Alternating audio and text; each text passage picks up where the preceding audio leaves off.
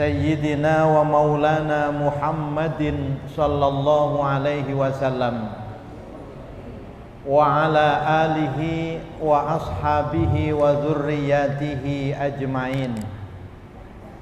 Rabbi shrah li sadri wa yassir li amri wahlul 'uqdatam min lisani yafqahu qawli, amma ba'd.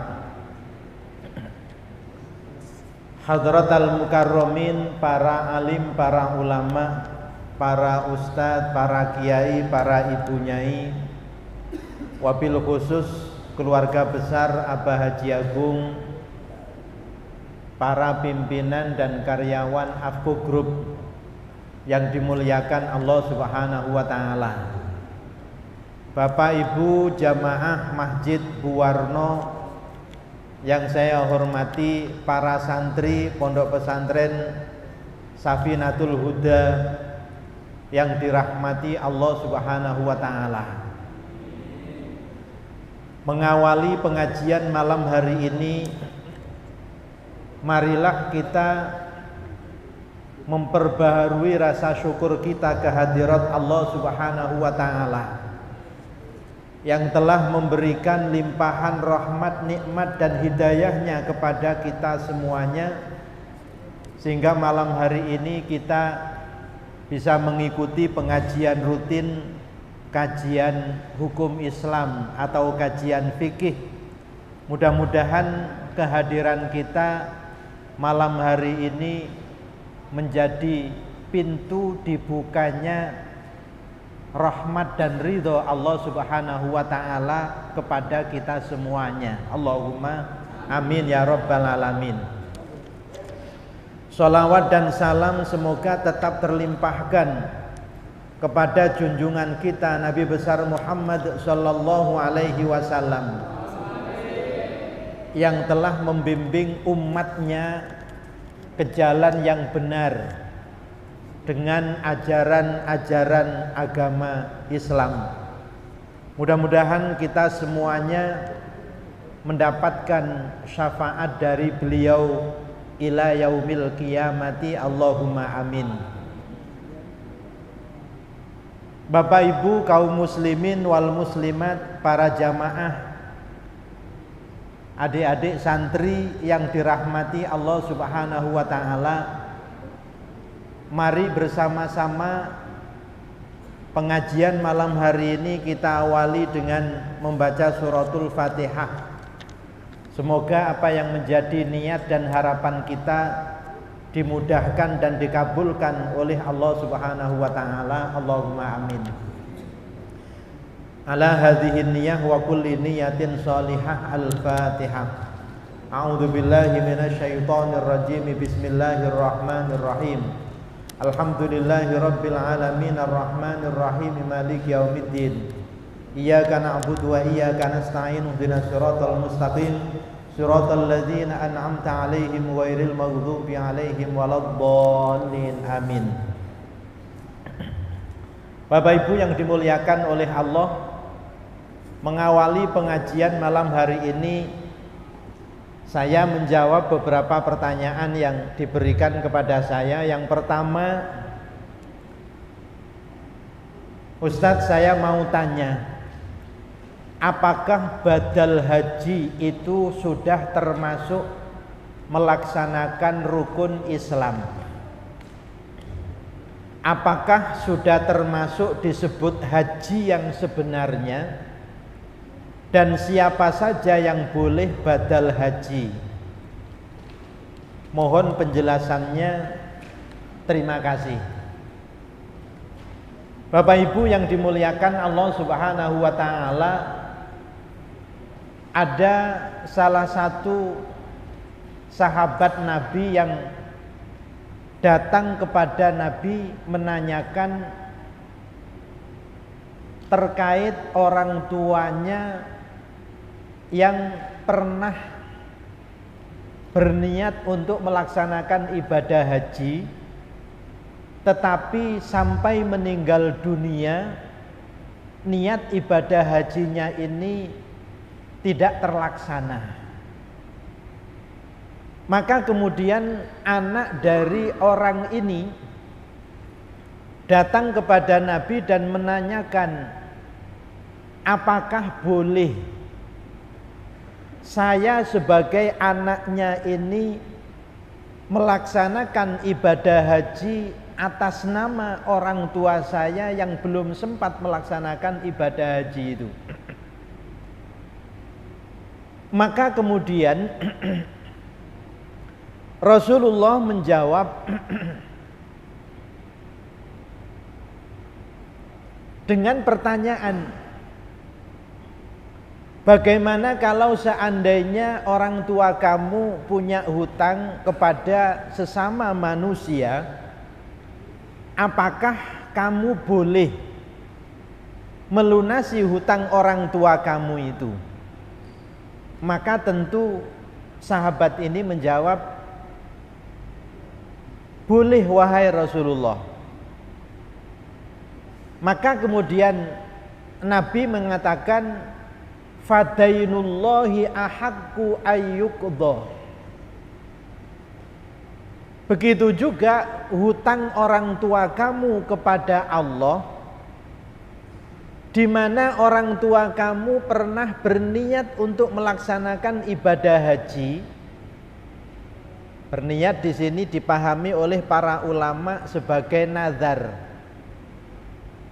Tetapi belum sempat terlaksana ibadah haji itu, kemudian orang tua kamu meninggal dunia, maka itu sama dengan hutang orang tua kamu kepada Allah. Dan melunasi hutang kepada Allah itu lebih diutamakan daripada melunasi hutang kepada sesama manusia. Bapak Ibu yang dimuliakan Allah Subhanahu wa taala, dari riwayat atau kisah ini, para ulama kemudian mengambil pelajaran. Yang pertama, bahwasanya jika seseorang sudah waktunya berkewajiban melaksanakan ibadah haji, akan tetapi sampai dengan meninggal dunia belum terlaksana kewajiban haji ini, maka hajinya boleh digantikan kepada orang lain. Diutamakan yang menggantikan itu adalah keluarganya. Sekarang ini sudah banyak orang-orang yang mendaftar ibadah haji, Bapak Ibu, dengan biaya 25 juta. Itu untuk mendaftar ibadah haji. Tapi berangkatnya ini ternyata antriannya sangat panjang. Antriannya sangat panjang. Sekarang kurang lebih 40 tahun, bahkan lebih dari 40. Daftar sekarang itu berangkat hajinya 40 tahun yang akan datang. Halo. Daftar sekarang berarti daftar tahun 2022 itu berangkat hajinya paling cepat nanti tahun 2062. Kalau sekarang usianya misalnya 50 tahun atau 60 tahun baru daftar haji, maka 40 tahun yang akan datang kalau dia umur 50 tahun daftar haji, berarti umur 90 dia baru berangkat haji. Kalau dia daftarnya umur 60 tahun, berarti umur 100 tahun baru bisa berangkat haji. Kalau usianya sampai dengan 90 atau 100 tahun itu, maka dia bisa berangkat haji. Tapi kalau usianya 70 tahun sudah meninggal dunia, berarti dia tidak bisa melaksanakan ibadah haji. Nah, bagaimana dengan uang yang sudah digunakan untuk mendaftar haji ini? Maka keluarganya, ahli warisnya ini wajib menggunakan uang pendaftaran haji ini untuk digunakan haji badal. untuk biaya haji badal. Biaya haji badal itu sekarang antara 10 juta sampai dengan 15 juta, paling mahal 15 juta. Ada yang 10 juta itu yang umum, yang lebih murah ada, tapi kalau saya tidak berani. 10 juta atau 15 juta yang mahal itu logis ya, dengan ibadah haji yang berat itu orang kemudian mendapatkan ya gantinya ini 15 juta itu sangat logis. Tapi kalau 5 juta dengan ibadah haji yang sangat berat itu rasa-rasanya sulit untuk mencari orang yang bersedia. Bapak Ibu yang dimuliakan Allah Subhanahu wa taala, ketika seseorang ini tidak bisa melaksanakan ibadah haji karena udzur syar'i. Udzur syar'i itu karena alasan yang dibenarkan menurut agama. Seperti tadi meninggal dunia, sudah tidak mungkin lagi untuk melaksanakan ibadah haji. Padahal dia sudah daftar. Sudah daftar itu berarti dia merasa sudah mampu untuk melaksanakan ibadah haji. Maka ternyata dia tidak bisa melaksanakan ibadah haji karena antriannya yang panjang itu. Sebelum dia sampai pada antriannya, ternyata dia lebih dulu dipanggil menghadap kepada Allah Subhanahu wa taala. Maka yang harus dilakukan oleh ahli warisnya adalah biaya haji itu digunakan untuk menghajikan badal bagi keluarga yang meninggal dunia tadi itu. Ya, prosesnya insya Allah tidak sulit. Prosesnya insya Allah tidak sulit, meskipun butuh sabar ya untuk menarik biaya yang sudah digunakan untuk daftar haji itu dengan alasan meninggal dunia ini juga harus butuh sabar, tapi bisa. Yang seperti ini berarti orang tua sudah niat haji dan sudah merasa mampu untuk melaksanakan ibadah haji sehingga dia daftar haji dengan uang 25 juta itu. Maka ahli warisnya jangan kemudian uang ini diambil kemudian digunakan untuk pembagian warisan. Karena niat orang tua ini sama dengan hutang dia kepada Allah Subhanahu wa taala. Dan hutang dia kepada Allah itu lebih berhak untuk dilunasi dibanding dengan hutang orang itu kepada sesama manusia.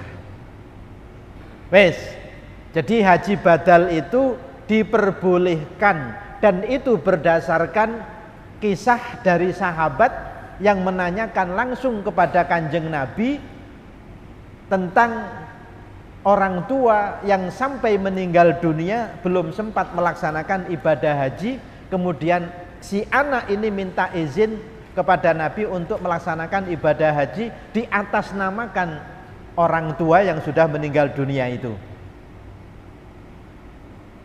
Apakah sudah termasuk disebut haji yang sebenarnya? Bapak Ibu yang dimuliakan oleh Allah, kalau yang dimaksud ini misalnya kewajiban orang itu untuk melaksanakan ibadah haji sudah gugur. Iya, sudah gugur. Jadi sudah gugur kewajiban orang yang meninggal dunia tadi.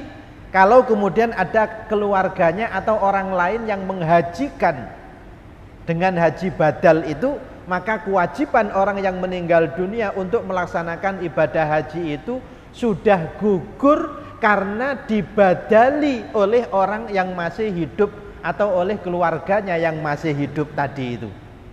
Jadi sudah termasuk disebut haji yang sebenarnya. Disebut haji maksudnya tadi yang menggugurkan kewajiban. Tapi kalau yang dimaksudkan misalnya apakah boleh kemudian yang meninggal dunia itu ditambahkan ya gelar haji misalnya, apakah boleh? Gelar haji itu kan tradisi mawon, Bapak Ibu nih, tradisi mawon. Artinya orang haji, orang yang sudah haji misalnya ketika pulang tidak disebut haji juga tidak ada masalah. Itu hanya kebiasaan ya kebiasaan di masyarakat kita saja. Ya nulis nama dengan ditambahi haji. Tapi kalau di Arab sana malah justru tidak ada nama yang ada tambahan hajinya itu malah tidak ada. Saya 4 tahun di Mesir itu belum pernah menemukan ya nama orang di sana yang ditambahi dengan al-haji begitu, belum pernah menemukan itu. Itu hanya tradisi mawon. Lah menurut saya ya boleh-boleh saja ya bagi orang yang sudah melaksanakan ibadah haji sendiri atau sudah dibadali oleh orang lain kemudian dipanggil dengan panggilan haji, kan tidak salah dengan panggilan haji. Bahkan ketika di Mekah itu orang-orang Mekah, petugas-petugas haji, para polisi yang bertugas di sana itu memanggil para jamaah yang di sana itu juga dengan panggilan haji, haji, haji, haji begitu, karena nggak tahu namanya, jadi dipanggil namanya haji, haji, haji torik, haji torik, haji mamnu begitu dipanggil haji. Kayaknya pulang kemudian dipanggil haji. Padahal di sana dipanggil haji itu karena nggak tahu namanya. Ya. Bapak Ibu yang dimuliakan Allah Subhanahu wa taala, dan siapa saja yang boleh badal haji, Ustaz? Yang boleh dibadali haji itu adalah orang yang sudah meninggal dunia, itu yang pertama. Dan itu kasus yang ditanyakan oleh sahabat kepada Nabi Muhammad sallallahu alaihi wasallam. Karena orang yang sudah meninggal dunia itu sudah tidak memungkinkan untuk melaksanakan ibadah haji sendiri. Lah bagi orang yang belum meninggal dunia, apakah boleh? Kalau dia punya uzur yang uzurnya ini tidak memungkinkan untuk melaksanakan ibadah haji, misalnya sakit yang tidak ada harapan untuk sembuh, misalnya secara medis loh ya, secara kedokteran. Jadi secara kedokteran sudah divonis sakitnya ini sudah parah dan sudah tidak memungkinkan untuk ada harapan sembuh misalnya. Maka orang yang seperti ini juga sudah tidak kewajiban untuk melaksanakan ibadah haji. Ya, tapi kalau misalnya dibadalkan kepada orang lain, ya, menurut saya lebih baik ketika sudah meninggal dunia. Jadi diwasiatkan saja kepada keluarganya, nak tolong nanti kalau saya sudah meninggal dunia, ada di antara ahli waris saya ini yang nanti menghajikan saya. Lebih baik seperti itu, karena ini yang kasus yang seperti ini yang sesuai dengan yang ditanyakan oleh sahabat kepada Nabi Muhammad sallallahu alaihi wasallam. Paham nggih Bapak Ibu nggih? Nggih. Jadi lebih baik menunggu setelah meninggal dunia. Syukur kalau biayanya sudah disiapkan.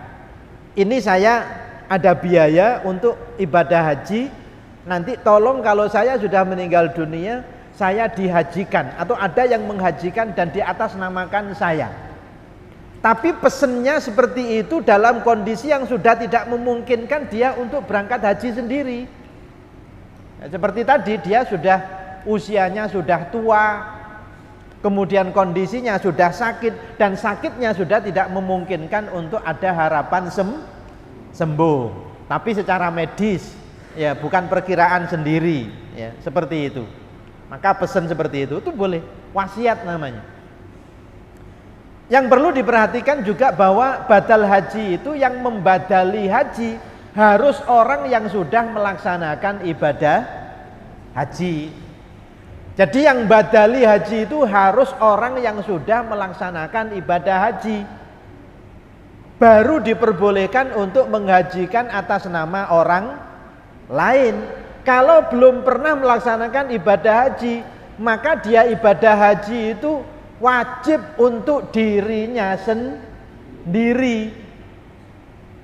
Jadi misalnya punya kewajiban, orang juga punya kewajiban. Mana yang didahulukan? Ya kita memenuhi kewajiban kita lebih dulu itu harus dibanding dengan memenuhi kewajiban orang lain. Haji juga begitu.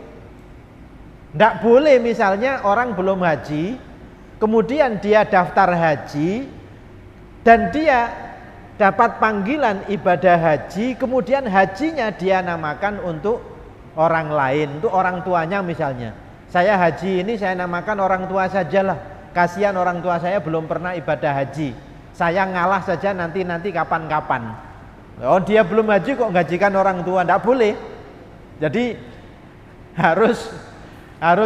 harus haji untuk dirinya sendiri dulu, baru setelah itu kewajiban dia untuk melaksanakan ibadah haji kan sudah dipenuhi. Dan haji wajib itu hanya 1 kali seumur hidup, hanya 1 kali seumur hidup. Kalau orang itu sudah pernah ibadah haji, berarti dia sudah gugur kewajiban melaksanakan ibadah haji.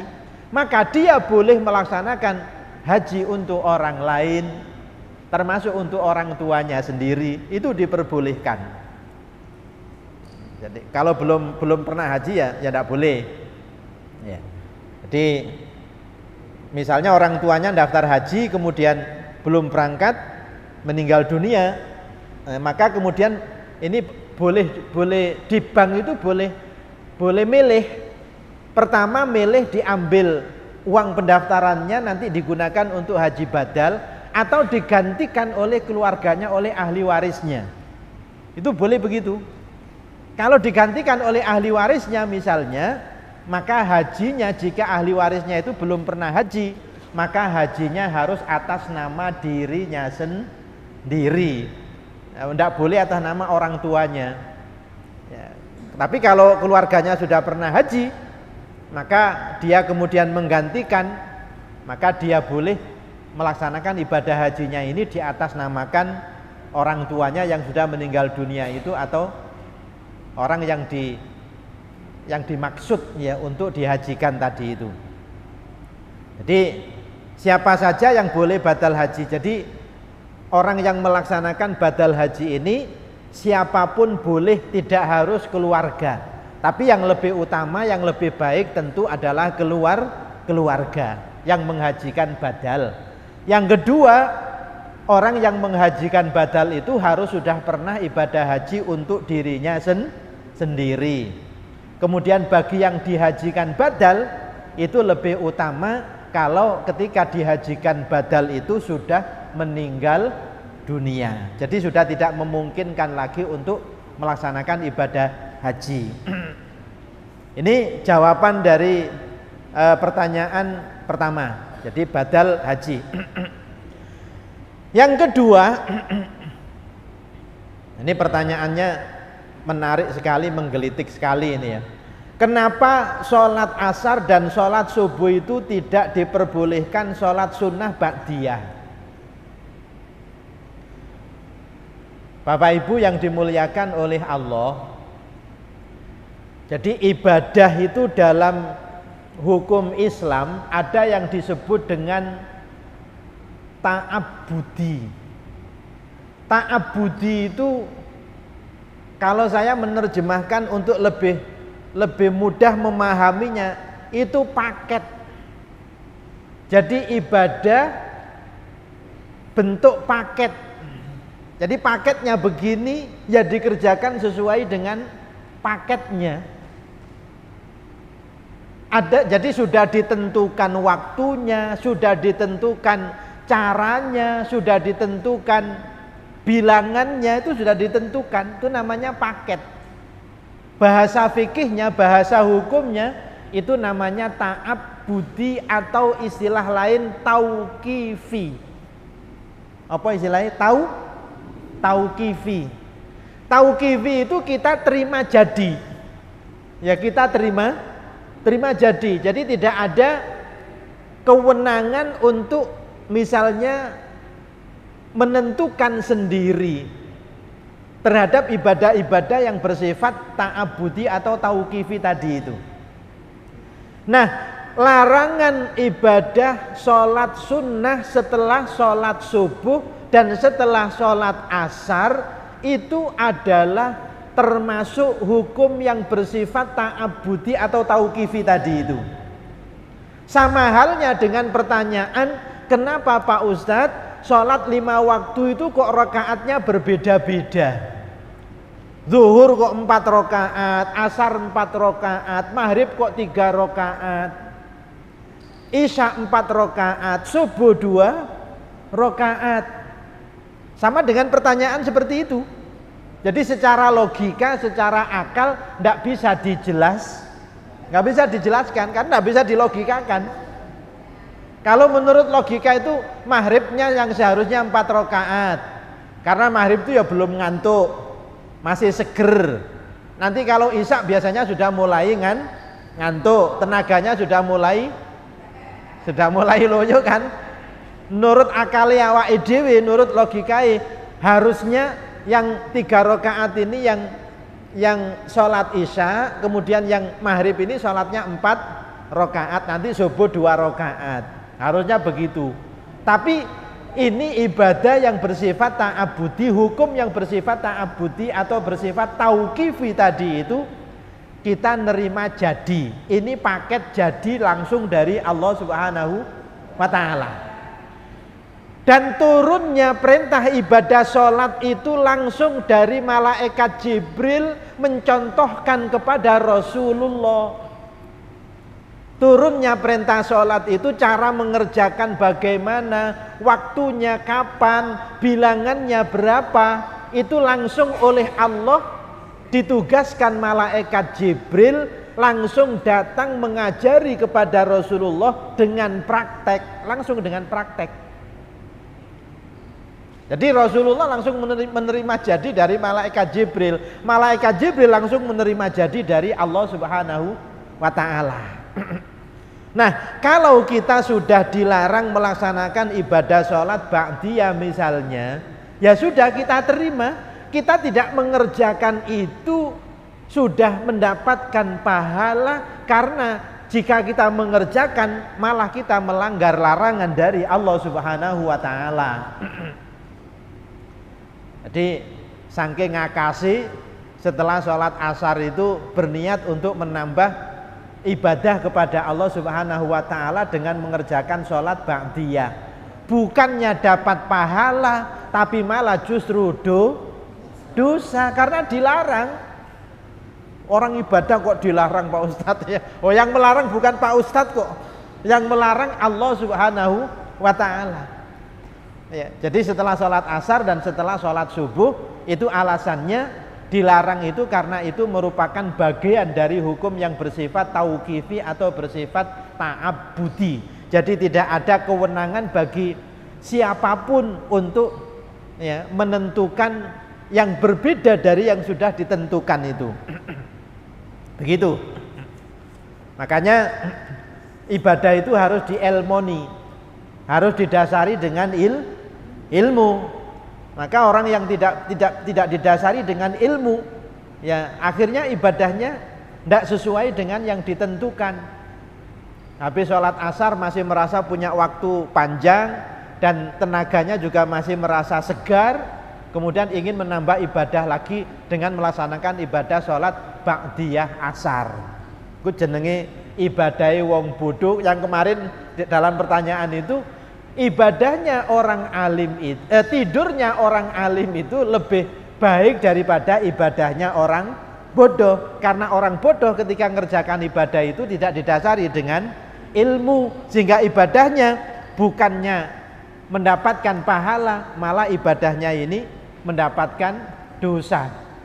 Saya malah ingat percakapan nih, siapa sing arek cilik itu yang di TikTok gitu loh, yang sering di WA itu. Cak siapa? Cak Ukil. Siapa? Percil itu kan, sing ngeyel-yelan itu kan. Yang anak kecil itu kan bilang, Cil, tadi kamu sholat Jumat. Iya Cak, sholat Jumat. Saiki sholat Jumat itu pirang rakaat sih? Aku mang sholat Jumat 3 rakaat, aku dimarahi ambek Pak Yai, diuring-uring ambek Pak Yai. Ya salah ya awakmu sholat Jumat 3 rakaat, ya mesti Yai diuring-uring karo Pak Yai. Lah terus sing bener piye? Jare sing gede, sholat Jumat iku 2 rakaat, Cil. Ngawur ae sholat Jumat 2 rakaat, aku 3 rakaat ae diseneni ambek Pak Yai. Apa maneh sholat 2 rakaat? Allah. Jadi eyel-eyelan tapi padha gak mudengin. sing cilik dipahamno tetep ngeyel. Wong aku salat Jumat 3 rakaat ae diseneni kok ambek Pak Yai. Tambah awakmu salat Jumat 2 rakaat. Ro Pak Yai tambah diuring-uring sampean. Iya. Logikae begitu. Dikira 3 rakaat diseneni iku dikira kurang, padahal 3 rakaat itu malah kakean. Dikira kakean iku luwe apik gitu. Malah salah. Itu yang di WA muga-muga nek sampean tahu ngerti yaiku contohnya begitu. Eyel-eyelan ditakoni sampean salat Jumat rakaat, awakmu mang salat Jumat pirang rakaat? 3. Ya ngawur ngono lho. Ngawur piye? Ya, lah sing bener piye? Sing bener iku 2 rakaat. Ya sampean sing ngawur. Wong aku salat 3 rakaat iki diseneni mbek Pak Yai kok tambah sampean salat 2 rakaat. Ro Pak Yai tambah sampean diseneni sampean. jadi begitu. Jadi 2 rakaat untuk salat Jumat itu memang paketnya dari sana begitu. Sampean tambahi malah dosa. Ya, kepingin nambahi wong cek kuat. Kalau cek kuat Pak Yai, kalau nambahi malih ya tambah salah. tambah salah. Haram hukumnya. Kemudian apakah ada sholat setelah sholat asar atau setelah sholat subuh? Sholat yang dikerjakan setelah sholat asar dan sholat subuh itu hanya sholat-sholat yang ada sebabnya. Hanya sholat-sholat yang ada sebabnya. Sholat yang ada sebabnya itu sholat apa contohnya? Sholat ketika masuk masjid. Masuk masjid itu disunahkan sholat apa? Sholat tahiyatul masjid. Kalau tidak masuk masjid, tidak ada sholat sunnah tahiyatul masjid. Jadi dia disunahkan sholat tahiyatul masjid itu karena sebab masuk masjid. Misalnya setelah sholat asar kemudian masuk masjid, misalnya masuk masjid menunggu sholat maghrib, ibu-ibu misalnya kebiasaan jamaah di sini misalnya sudah tiba di masjid itu 1/4 jam sebelum masuk waktu maghrib misalnya. Kemudian sampean tiba di masjid 1/4 jam sebelum maghrib, sampean sholat tahiyatul masjid boleh. Karena sholat tahiyatul masjid itu sholat yang ada sebabnya. Sholat jenazah dilaksanakan setelah sholat asar boleh. Karena sholat jenazah itu juga ada sebabnya. Ada orang mati. Kalau tidak ada orang mati kan tidak ada sholat jenazah. Sama dengan tadi, kalau tidak masuk masjid tidak ada sholat tahiyatul masjid. Atau sholat gerhana matahari, kebetulan sholat gerhana mataharinya menjelang maghrib misalnya itu kan ada sebabnya juga. Itu diperbolehkan sholat-sholat yang memang ada sebabnya. Tapi kalau sholat sunnah mutlak atau sholat ba'diyah setelah maghrib, setelah asar dan setelah subuh itu tidak diperbolehkan, bahkan hukumnya haram. Itu jawaban dari pertanyaan yang kedua, mudah-mudahan bisa dipahami ya. Bapak Ibu yang dimuliakan Allah Subhanahu wa taala, melanjutkan pengajian ini kitab halaman ini bolak-balik, yang kitab saya tertinggal di Tebuireng kemarin. Ini pinjam kitabnya anak-anak pembina. Delok halaman ini kok terbalik. Sing sekian sampai sekian madepe ke sana, sing sekian sampai sekian madepe beda lagi. Ini jilidnya yang Bismillahirrahmanirrahim. Ini ada hubungannya dengan tadi. Wa an Abi Hurairah radhiyallahu anhu anin Nabi sallallahu alaihi wasallam qala. Hadis dari sahabat Abu Hurairah radhiyallahu anhu dari Kanjeng Nabi Muhammad sallallahu alaihi wasallam bersabda. Bersabdanya begini. Nafsul mu'mini mu'allaqatun bidainihi hatta yuqdha anhu. Jiwa seorang mukmin itu digantungkan dengan hutangnya sampai dengan dia melunasi hutangnya tersebut. Rawahu, diriwayatkan hadis ini Ahmadu oleh Imam Ahmad, wa Tirmidzi lan Imam At-Tirmidzi wa hasanahu, dan hadis ini dinilai hasan oleh Imam At-Tirmidzi. Bapak Ibu yang dimuliakan oleh Allah, ini hubungannya dengan orang yang meninggal dunia, kemudian dia masih punya tanggungan hutang. Dia masih punya tanggungan hutang. Maka kata Kanjeng Nabi, orang mukmin yang meninggal dunia yang masih punya tanggungan hutang, maka jiwa orang mukmin ini masih digantungkan dengan hutangnya sampai hutangnya ini dilunasi. Yang dimaksudkan dengan digantungkan dengan hutangnya itu dijelaskan di sini, wal muradu bin nafsi huna ar-ruhu mamnu'atun mahbusatun an maqamihal karim walau fil barzahi. Orang mukmin itu kalau dia mati dalam keadaan beriman, maka insya Allah dia di alam barzah itu akan mendapatkan nikmat kubur dari Allah Subhanahu wa ta'ala. Allahumma amin. Orang yang beriman, mudah-mudahan kita juga termasuk orang yang beriman dan mati dalam keadaan iman, itu di alam barzahnya dia akan mendapatkan nikmat kubur sesuai dengan kadar amal dan perbuatannya pada waktu di dunia. Nah, orang yang masih punya hutang ini, orang yang masih punya hutang ketika meninggal dunia, dia tidak bisa mendapatkan kenikmatan-kenikmatan atau fasilitas kenikmatan yang sudah disediakan oleh Allah, yang semestinya sudah bisa dia terima di alam barzahnya, ini ternyata belum bisa diterimakan, menunggu hutangnya ini dilunasi. Masya Allah. Mudah-mudahan kita semuanya ini dibebaskan dari tanggungan hutang. Allahumma amin. Makanya ada doa yang diajarkan oleh Rasulullah itu, Allahumma inni a'udzubika minal ajzi wal kasali wa minal jubni wal bukhli wa min ghalabatid daini wa qahrir rijali. Allahumma inni a'udzubika minal hammi wal hazani wa minal ajzi wal kasali wa minal jubni wal bukhli wa min ghalabatid daini wa qahrir rijali. Apal ta mboten? Apal napa mboten, Bu? Mboten apal. Sampeyan tirokaken kula nggih.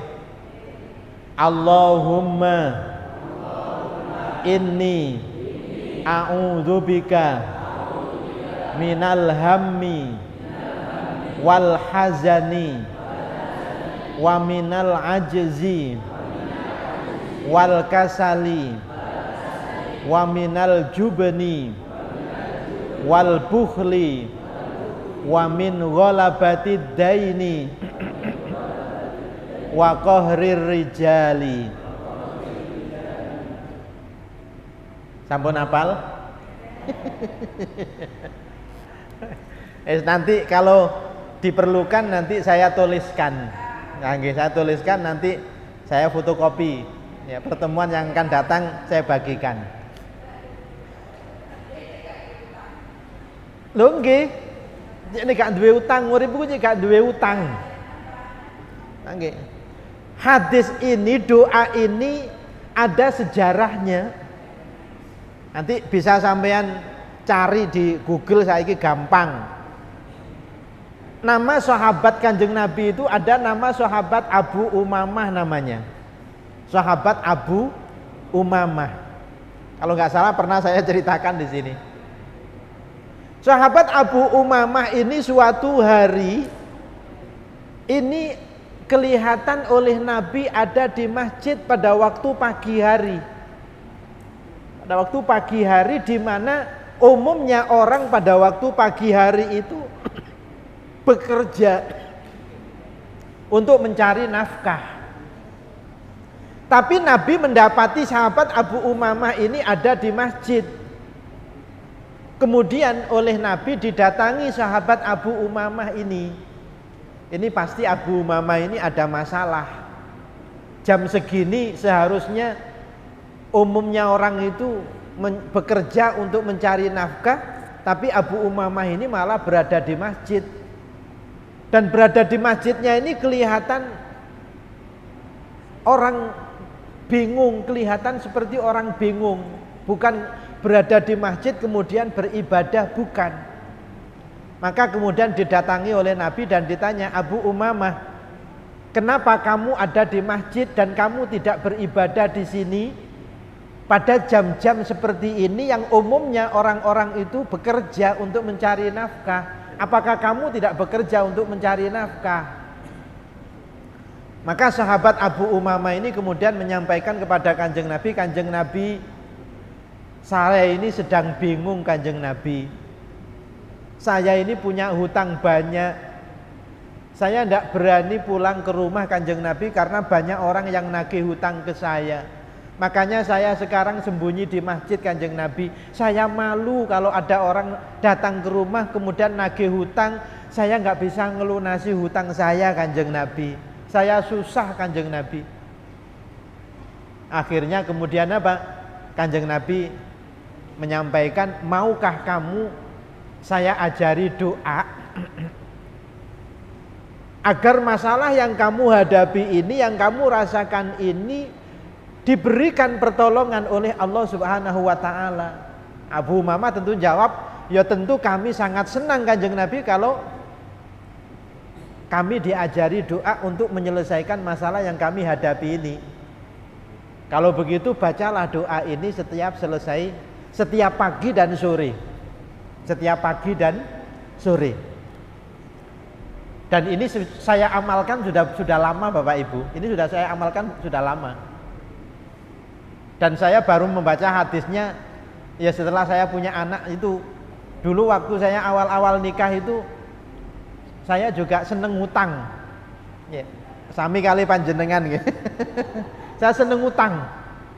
Dulu saya diberi sawah oleh bapak saya itu, modalnya saya hutang di koperasi. Kadang saya hutang di teman saya yang saya anggap cukup, saudara saya yang saya anggap cukup. Ternyata usaha saya hasilnya ini tidak cukup untuk melunasi hutang. Akhirnya bingung.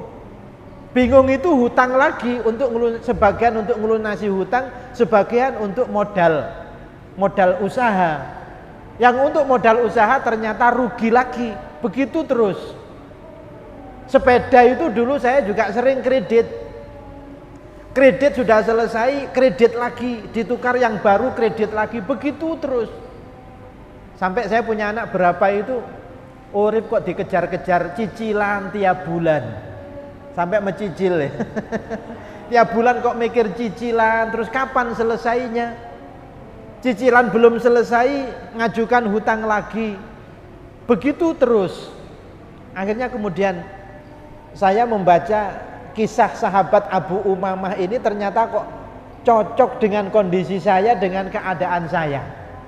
Dan kebetulan ini doa dari Nabi diajarkan kepada sahabat Abu Umamah itu tentu bukan hanya khusus untuk Abu Umamah, tetapi juga pasti juga untuk seluruh umatnya. Akhirnya saya amalkan, jadi doa ini tiap pagi dan tiap sore setelah maghrib itu mesti saya baca, pagi setelah sholat subuh itu juga mesti saya baca doa ini 3 kali. Saya baca 3 kali. Dan anak-anak pondok santri juga saya ajarkan untuk membaca doa ini setiap sore dan setiap pagi. Jadi mereka sudah hafal semuanya doa ini. Bapak Ibu yang dimuliakan oleh Allah, setelah sahabat Abu Umamah ini diberikan doa tadi yang dibaca tadi, Allahumma inni a'udzubika minal hammi, yang artinya wahai Allah, aku berlindung kepadamu minal hammi, dari kesusahan batin. dari kesusahan batin, wal hazani, dan dari kesusahan fisik. Jadi susah njaba jero, atine ya susah, zahire ya susah. Itu minal hammi wal hazani wa minal jubni wa minal ajzi wal kasali. Dan aku berlindung kepadamu wahai Allah, minal ajzi wal kasali, dari lemah, dari sifat lemah tidak mampu. Jadi berlindung kepada Allah dari sifat lemah tidak mampu, al ajzi wal kasali, dan sifat malas. Makanya cocok saya ajarkan ke santri itu, dadi wong cek gak males, dadi wong apa istilahnya, cek gak lemah. Itu isinya begitu. Wa minal jubni wal bukhli, dan aku berlindung kepadamu wahai Allah dari sifat pengecut dan sifat medit, sifat bakhil. Jadi minta supaya dilindungi dari sifat pengecut dan sifat bakhil. Bakhil itu medit, medit itu melirit, melirit itu nikmati jentit. Dan yang terakhir, wa min ghalabatid daini wa qahrir rijal, dan berlindung kepadamu wahai Allah dari lilitan hutang. Wa min ghalabatid daini, dari lilitan hutang, wa qahrir rijal, dan penguasaan orang lain. Penguasaan orang lain itu urip kok diatur wong, gak iso bebas. Urip ku wedi mek wong, jadi gak iso bebas. Katirono wedi kok, katirono wedi kok. Kan uripe koyo diatur wong. Dibebaskan dari semua itu. Kata Abu Umamah, wah ini cocok ini. Saya terima doanya wahai Rasulullah dan diamalkan. Beberapa hari kemudian Bapak Ibu, sahabat Abu Umamah ini kemudian sowan kepada Kanjeng Nabi, silaturahim kepada Kanjeng Nabi. Hanya beberapa hari. Sowan kepada Kanjeng Nabi, kemudian menyampaikan, alhamdulillah Kanjeng Nabi, setelah doa yang engkau ajarkan kepada kami itu saya amalkan. Sekarang permasalahan-permasalahan saya termasuk hutang-hutang saya itu sudah terselesaikan semuanya. Alhamdulillah. Sing penting waktu ndonga iku sampean kudu yakin. Waktu ndonga iku kudu yakin, aja ndonga alang kok nang gak mandi ndongane. Ya gak mandi temenan. Jadi waktu membaca doa ini yakin dihilangkan dari kesusahan, dihilangkan dari sifat lemah, dihilangkan dari sifat malas, dihilangkan dari sifat pengecut, dihilangkan dari sifat bakhil, dihilangkan dari masalah lilitan hutang. Nah begitu.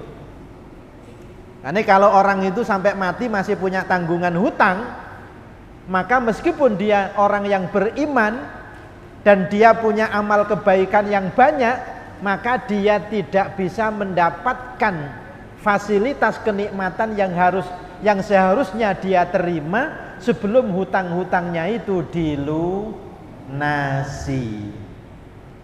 Makanya ada hadis lain yang menceritakan suatu ketika itu ada jenazah yang dibawa ke masjid untuk disolati. Kemudian Kanjeng Nabi bertanya kepada para sahabat, a'alaihi dainun. Hei sahabat, apakah jenazah yang kamu bawa ke sini itu punya hutang enggak dia? Naam ya Rasulullah, alaihi dainun. Betul Rasulullah, jenazah ini masih punya tanggungan hutang. Dirhamaini, utangnya lo mek 2 dirham. 2 dirham itu podo karo 1/5 dinar. Sak dinar itu kira-kira 7 kali 4 itu berapa? 7 kali 4 itu 28. 3 jutaan lah. Itu 1 dinar. 1/5-nya 3 juta itu berapa? 600.000. 600.000. Jadi bidirhamaini ya Rasulullah, jenazah ini punya utang 600.000 wahai Rasulullah. Kemudian ketika diberitahukan bahwa jenazah itu punya hutang 600.000 rupiah, dikonversi ke rupiah, Rasulullah mengatakan sholli alaihi, Kalau begitu kalian sholatlah untuk jenazah tersebut. Rasulullah tidak berkenan untuk mensolati jenazah itu. Kemudian sahabat Abu Bakar dalam satu riwayat menyampaikan, Rasulullah ya dainuhu alayya. Wahai Rasulullah, hutangnya jenazah itu saya yang nanggung. 600.000 saya yang nanggung. Setelah diberitahukan oleh sahabat Abu Bakar seperti itu, maka kemudian Rasulullah baru mau mensolati jenazah tersebut. Ini menunjukkan bahwa hutang ini betul-betul harus diperhatikan. Jangan sampai ketika meninggal dunia itu masih punya tanggungan hutang, akibatnya ya fasilitas-fasilitas yang seharusnya diberikan oleh Allah di alam barzah berupa berbagai kenikmatan itu belum bisa diberikan sampai menunggu hutang-hutangnya itu dilunasi. Nah, demikian mudah-mudahan hadis ini menjadi pelajaran bagi kita semuanya, dan termasuk juga doa dari Kanjeng Nabi yang diberikan kepada sahabat Abu Umamah tadi. Ini juga bisa kita amalkan ya dalam kehidupan kita sehari-hari, sehingga mudah-mudahan kita semuanya dibebaskan dari tanggungan hutang. Allahumma amin ya rabbal alamin. Demikian, kurang lebihnya mohon maaf. Wallahul muwaffiq ila aqwamit thoriq. Wassalamualaikum warahmatullahi wabarakatuh.